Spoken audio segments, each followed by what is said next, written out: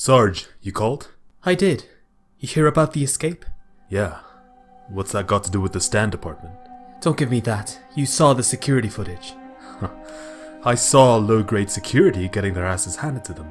They made holes flying through the walls and the replicant didn't even move. Well, a rogue replicant's a job for a Blade Runner.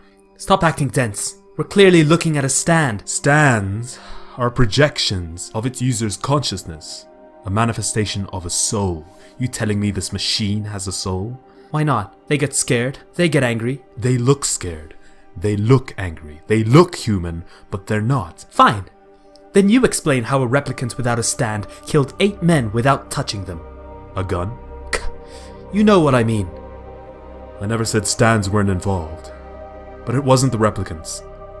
Then you're saying... Someone else helped, yeah. Don't worry. I'll take the case. Just don't expect a machine with a stand at the end of it.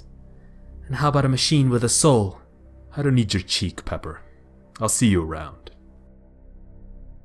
That, ladies and gentlemen, was something that I wrote a long time ago to a friend as a little joke. I called it Blade Runner's Bizarre Adventure. And the weird thing is, it's kind of stuck in my mind ever since. Now, I'd lost the original one, so this is me rewriting it sort of from memory and sort of with a little bit more thought on maybe what the narrative could be if there actually was such a thing as Blade Runner's Bizarre Adventure. So for those of you who don't know, Blade Runner is this awesome cyberpunk, neo-noir, sci-fi thriller, although I think all of those were already encompassed in the word cyberpunk, movie about a cop that chases and kills androids. Now, the androids are called replicants, and they're basically biologically constructed humans, basically kind of devoid of emotion, or they're programmed to be, rather. They're used as slave labor, and they retire after 4 years, which is kind of an euphemism. They die after 4 years. Sometimes they go rogue, and a cop is sent to retire them. These cops are called Blade Runners. So if you didn't know those details, then maybe you should go back and listen to that little dialogue that I wrote, and maybe you'll get a bit more context about what is going on. If you're here from the Blade Runner angle and you don't know what JoJo's Bizarre Adventure is, then it's kind of a wild ride, but the most important aspect of this that I wanted to discuss is that there are such things as stands, which are, as I talked about in the dialogue, physical manifestations of someone's soul. Now, only people who have said physical manifestations can see other people's manifestations, and these manifestations, since they stand beside their master and do their bidding, are called stands. Often, JoJo will invoke the question, what does it mean to have a soul? And sometimes the answer it gives us is really bizarre, like a tree has a stand in JoJo's Bizarre Adventure. Multiple trees have stands in JoJo's Bizarre Adventure. Dogs have stands, babies have stands. The general sentiment has always been anything with a fighting desire to live, because a lot of the conflicts in JoJo's Bizarre Adventure are framed that way, as fights between two people with stands. And it's that great desire for something, whether it's as simple as just living another day, or, eating a specific type of food, or serving some greater entity like a vampire, your boss in a mafia, with great loyalty. All of these things provide fighting spirit, which then fuels the stand.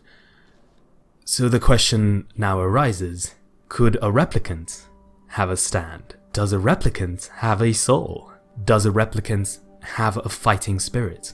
Anyone who's seen the movie will know, well, yeah, replicants definitely have fighting spirits, and one of the greatest themes of Blade Runner, both in terms of scale and just in terms of how awesome it is, are replicants human? Somehow we have found ourselves in the intersection of two very disparate works and found it to be a very compelling place to be. I certainly do. I think this is a fantastic idea, and the amazing thing is there is still room in the JoJo's Bizarre Adventure universe, if we can call it that, multiverse perhaps would be more appropriate, for such a story. Of course, I am talking about part 9. Perhaps there is a possibility of Araki to go into the far, far future. Parts 4, 5, and 6 were already somewhat in the future. Part 6 so far has been the most future-esque, in that it was written in the early 2000s, but shows Florida of 2011. I'm talking about, centuries? What if the next JoJo's Bizarre Adventure is in the 2200s? You know, there was a 100-year gap between Part 7 and Part 8. What's to say the gap between Part 8 and Part 9 is not equivalent, if not greater? At which point, certainly, it would be feasible for androids to be living among us. And, I mean, come on, JoJo's Bizarre Adventure has aliens canonically. And I'm not even talking about Mikitaka. JoJo has zombies, JoJo has vampires. Is it really so out of place to think that maybe in 100 years of the JoJo's timeline we get androids? We get these constructs that replicate human nature, but it's the product of us playing God. And somehow, you know, JoJo Part 8 and Part 7 have been really founded, I would say, upon the idea of curses. And maybe, you know, that's the curse that humanity has to deal with. Maybe all of humanity, maybe just a few select members, perhaps the new Joe Bro gang, perhaps even that's what the main villains are. You know, maybe the main hero isn't this sleuthy noir detective-ish character, but is instead just a group of replicants with stands that are trying to rebel against this society that oppresses them. That's, you know, that's a perfectly feasible cyberpunk story that I pay to see that, you know. Imagine if, for example, the JoJo was actually called Model J02 or something, like J0. I don't know how that would work, but just imagine for me, guys, that maybe JoJo isn't even human anymore. Wouldn't that be a very bizarre turn for the series to take? More significantly, JoJo has already addressed themes of self-actualization, themes of, you know, finding humanity despite not being a human, and of course I'm talking about Part 6, about Foo Fighters. Is Foo Fighters not exactly the same situation that any replicants in Blade Runner's Bizarre Adventure would find themselves in? This machine-like entity that has been coded to perform a single task now finds friendship and humanity, and ultimately, spoilers for Part 6 by the way, ultimately, when she loses her life, does she not say in a very Roy Batty-esque way that these experiences have defined her? They'll never coalesce in the same way. The same Foo Fighters will never be constructed. Is that not the same sentiment as the speech that Roy Batty gave at the end of Blade Runner? I've seen things you people wouldn't believe. Attack ships on fire off the shoulder of Orion. I watch sea beams glitter in the dark near the Tenhauser Gate.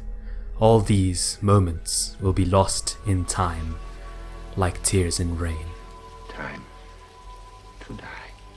And if this was JoJo, if this was perhaps Blade Runner's Bizarre Adventure, we would see his soul ascending to heaven, an apotheosis for a replicant, and we would see his stand behind him fading, a metallic robotic design as stands are, as perhaps we can say, as replicants are. Is that not another facet of JoJo's Bizarre Adventure that draws these two works together? That the representations of these people's souls are already so robotic and inorganic. Isn't there some intersection there that we can further explore by drawing out those similarities? This is honestly such a fantastic idea. There's so much that Blade Runner's Bizarre Adventure could possibly touch on, and I think if we do get Part 9 and it is set in the future, I think that would be so amazing. But until then, I guess all we really have is this one video where I'm talking just bollocks, essentially. I hope you guys enjoyed the bollocks. Phrasing. I hope you guys enjoyed this video. It's certainly been knocking around in my mind for quite a long time, and I am really excited to share it with you guys. Definitely leave your thoughts in the comment section below, because I'd really love to hear what you guys think about it. I want to see a lot of discussion going on about this, because I certainly love the idea, and I'd love to see if you guys love it, if you guys hate it, if you think I'm just kind of walking up the wrong alleyway. Is that a saying? I don't think that's a saying. Essentially, if you think I'm just talking bullshit, then I'd love to hear it, and I'd love to hear your arguments why you think I'm barking up the wrong tree. There you go, that's the saying. And with all that out of the way, I hope you guys have a good day, and I'll see you with the next video.